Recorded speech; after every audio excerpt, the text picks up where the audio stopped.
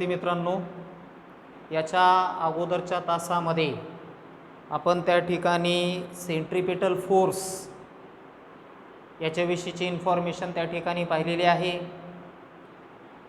Kepler's third law जो आहे, या केपलर्सच्या थर्ड लॉ विषयी सुद्धा इन्फॉर्मेशन आपण त्या ठिकाणी ऑलरेडी पाहिलेली आहे. आज आपण त्या ठिकाणी अभ्यास करणार आहोत की ग्रॅव्हिटेशनल पूलचा नेमका त्या ठिकाणी इफेक्ट काय होतो. म्हणजे सीच्या बाबतीत आपण विचार केला, समुद्राच्या बाबतीत जर आपण विचार केला तर या समुद्रामध्ये त्या ठिकाणी ग्रॅव्हिटेशनल पूलमुळे नेमकं काय होतं. आता हा ग्रॅव्हिटेशनल पूल कोणाचा असतो तर मून. म्हणजे बघा विद्यार्थी मित्रांनो की कन्सिडर करा की ही आपली अर्थ आहे. Suppose this is the earth आणि इकडल्या बाजूला त्या ठिकाणी काय आहे तर मून प्रेझेंट आहे असं आपण त्या ठिकाणी गृहीत करूया. मग की जो अर्थचा पोर्शन मूनच्या डायरेक्ट कॉन्टॅक्टमध्ये आहे त्या पोर्शन मधलं वॉटर काय केलं जाईल, मूनकडे अट्रॅक्ट केलं जाईल आणि अट्रॅक्ट केल्यामुळे हा जो वॉटरचा पोर्शन आहे तो त्या ठिकाणी काय होईल, असा होईल. म्हणजे हा पोर्शन असा मूनकडे पूल केला जाईल. म्हणजे this is the increase in the water level and increase in the water level is called as the high tide. याच्या विरुद्ध या पॉइंटच्या एक्झॅक्ट 90 डिग्रीला जर आपण विचार केला, म्हणजे इथल्या बाजूचा जर विचार केला तर इथे त्या ठिकाणी काय आहे तर वॉटर लेवल काय झालेली असेल, डिक्रीज झालेली असेल, ज्याला आपण त्या ठिकाणी काय म्हणतो, लो टाईड असं म्हणतो. तुमच्या जिओग्राफीचं जे बुक आहे त्याच्यामधून तुम्ही त्या ठिकाणी काय करू शकता, हाय आणि लो टाईड याच्याविषयीची मोर इन्फॉर्मेशन ऑब्टेन करू शकता. हे हाय आणि low tide occurs at particular interval of time. It occurs twice a day. दिवसातनं 2 वेळेला हे हाय आणि लो टाईड त्या ठिकाणी ऑकर होतं. मग तुम्ही म्हणणार याच्या पाठीमागचा वॉटरचा जो भाग आहे तो असाच आहे, कारण फुगा जर तुम्ही त्या ठिकाणी असा फुगवलेला फुगा जर असा स्ट्रेच केला तर काय होतं, ही बाजू त्याची इन्क्रीज होते, बरोबर. मिडल जी साईड आहे ती मिडल साईड जी आहे ती मात्र कशी असते, कन्स्ट्रिक्ट होते, त्या ठिकाणी ती आकुंचन पावते. तसं या ठिकाणी हा जो पोर्शन आहे तो बल्गिंग आहे, इकडचा थोडा पोर्शन बल्गिंगच राहील, परंतु हे जे साईडचे पोर्शन आहेत ते मात्र त्या ठिकाणी काय झालेले आहेत तर कॉन्ट्रॅक्ट झालेले आहेत. हे आहे त्या ठिकाणी हाय आणि लो टाईड विषयी. आता हाय आणि लो टाईडच्या इन्फॉर्मेशनच्या नंतर आपल्याला एक पुढचा भाग त्या ठिकाणी पाहायचा आहे. तर बघूया.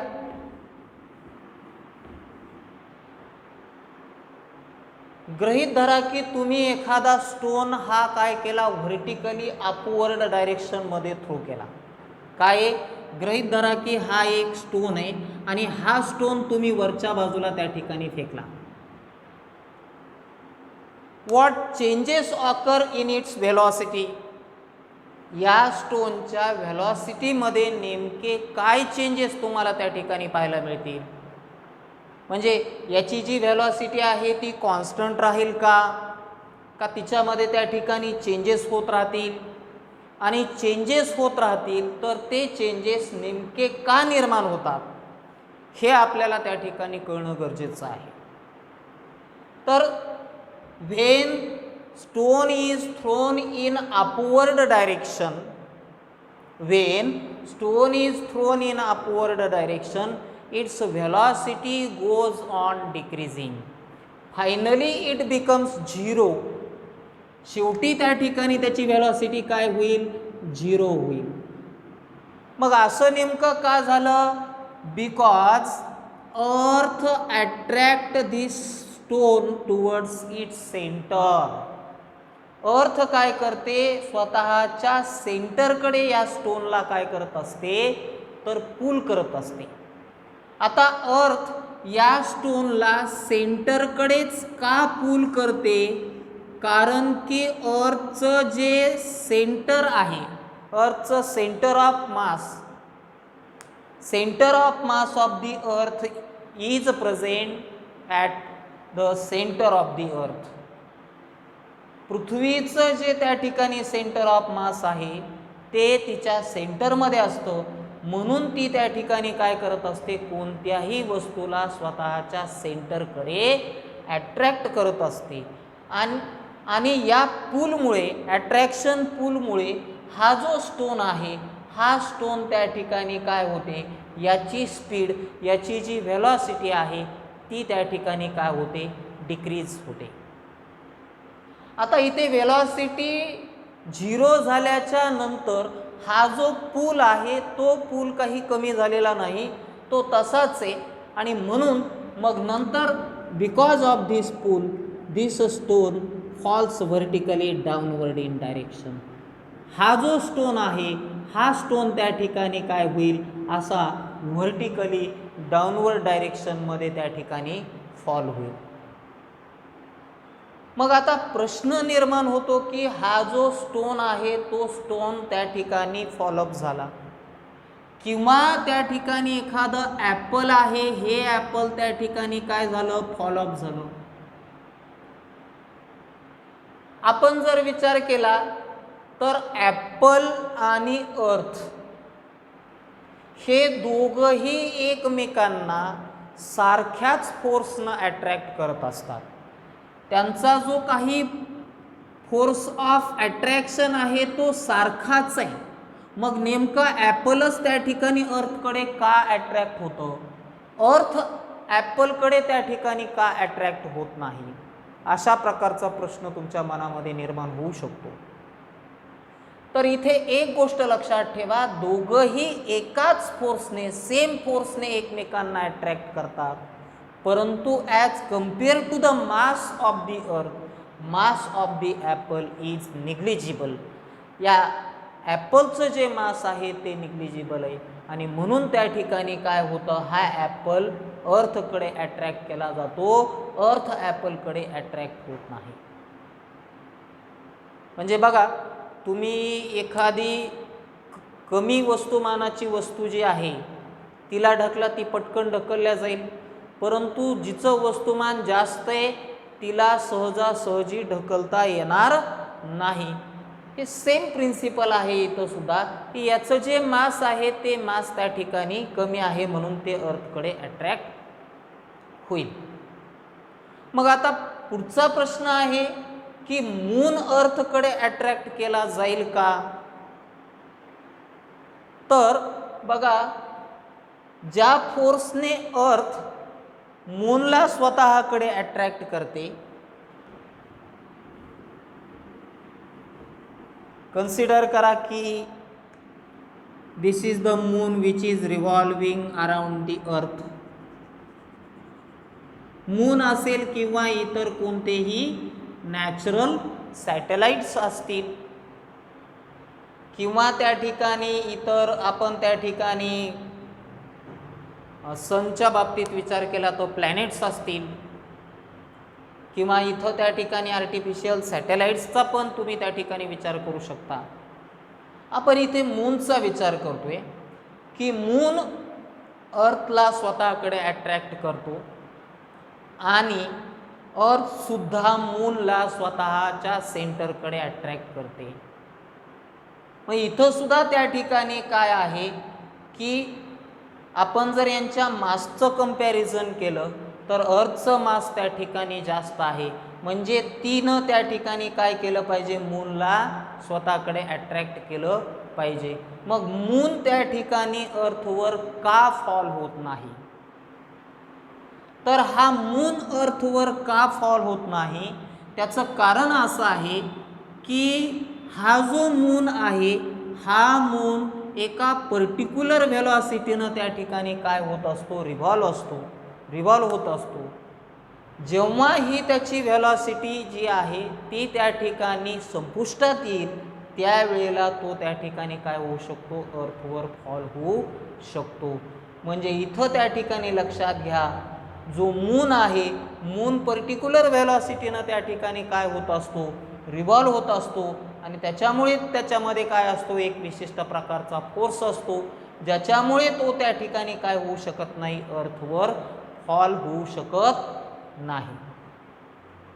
मग आता अर्थचा जर आपण त्या ठिकाणी विचार करूया की अर्थ त्या ठिकाणी काय करते, कोणत्याही वस्तूला स्वतःच्या सेंटरकडे अट्रॅक्ट करते. हे नेमकं त्या ठिकाणी काय आहे तर एक प्रकारचं ॲसलरेशन आहे. काय आहे ते, एक प्रकारचं ॲसलरेशन. आता ॲसलरेशन म्हणजे काय तुम्हाला त्या ठिकाणी माहीत आहे, the rate of change of velocity with respect to time is called as the acceleration. कारण वस्तूची जी स्पीड आहे, एखादी उंचावर फेकलेली वस्तू त्या ठिकाणी जर आपण त्या ठिकाणी पाहिली तर तिची व्हेलॉसिटी ही कॉन्स्टंटली त्या ठिकाणी चेंज होत असते.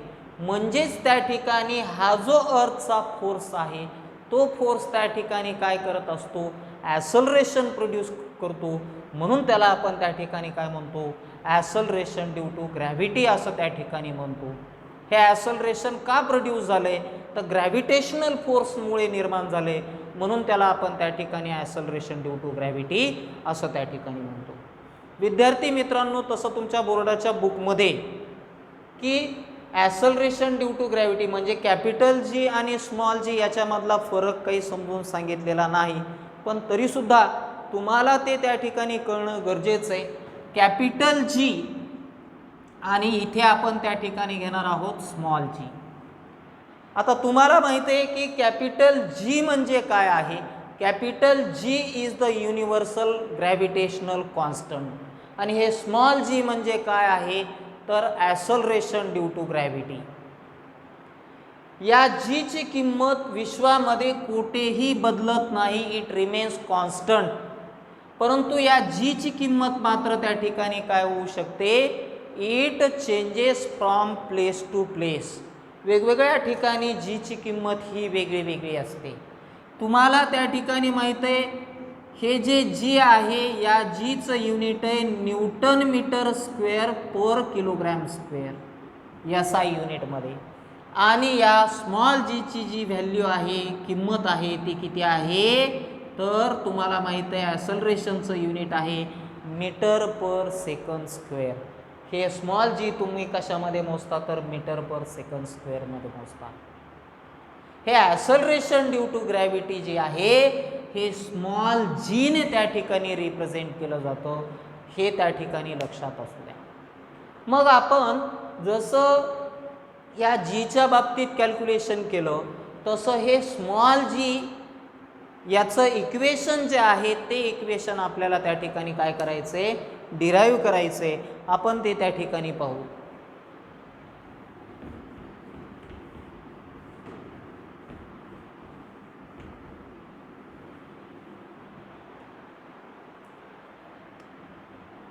गृहीत धरा की ही अर्थ आहे,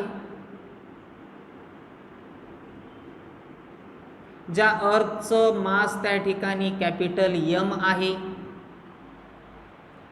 दुसरा एक ऑब्जेक्ट आहे ज्याचं मास त्या ठिकाणी काय आहे, स्मॉल m आहे. अर्थ पासून हा ऑब्जेक्ट h एवढ्या डिस्टन्सवर आहे. म्हणजे आपण डिस्टन्स त्याच्या सेंटर पासून त्या ठिकाणी कन्सिडर करणार आहोत. तर h एवढ्या डिस्टन्सवर हा ऑब्जेक्ट आहे असं गृहीत धरा. मग तुम्हाला त्या ठिकाणी माहिती आहे फोर्सचं सूत्र आहे F is equal to mass into acceleration.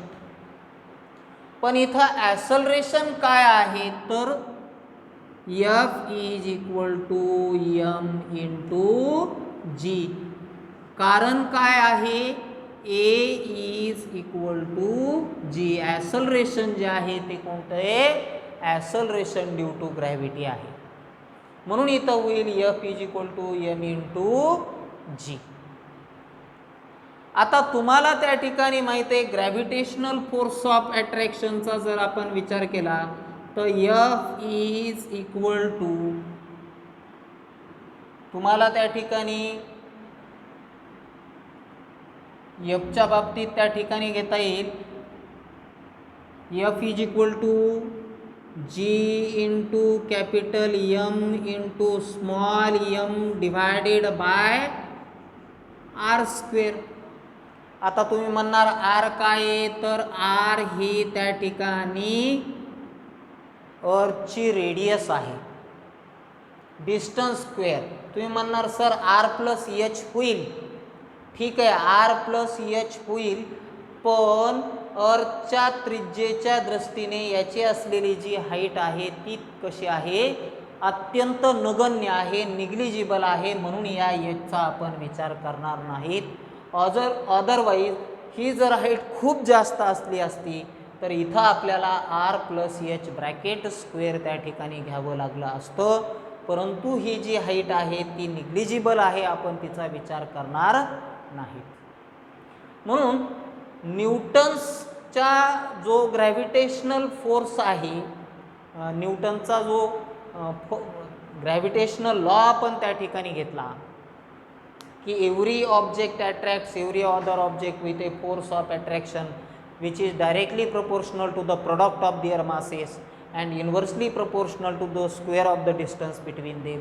मग तेच आपण त्या ठिकाणी घेतलेलं आहे की जी या दोघांच्या वस्तुमानाचा गुणाकार म्हणजे product of their masses and inversely proportional to the square of the distance between them, या दोघांमधलं जे असलेलं डिस्टन्स आहे ते आहे आर, त्याचा स्क्वेअर आपण त्या ठिकाणी घेतला.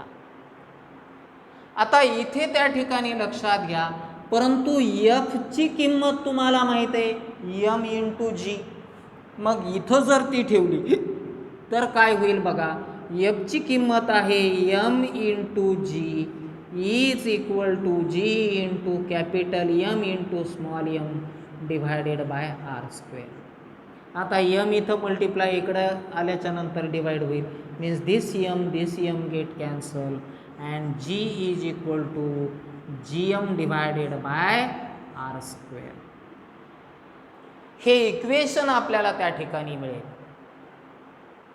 म्हणजे याचा अर्थ काय, हे जे असलेलं जे ॲसलरेशन आहे, हे ॲसलरेशन म्हणजे अर्थने एक्झर्ट केलेलं जे ॲसलरेशन आहे एखाद्या ऑब्जेक्टवर, ते प्रत्येक ऑब्जेक्टवर कॉन्स्टंट असतं, ते मासवर अवलंबून नाही. याच्या संदर्भामध्ये त्या ठिकाणी गॅलिलिओ नावाचा जो सायंटिस्ट आहे त्यानं सांगितलं की ॲसलरेशन ड्यू टू ग्रॅव्हिटी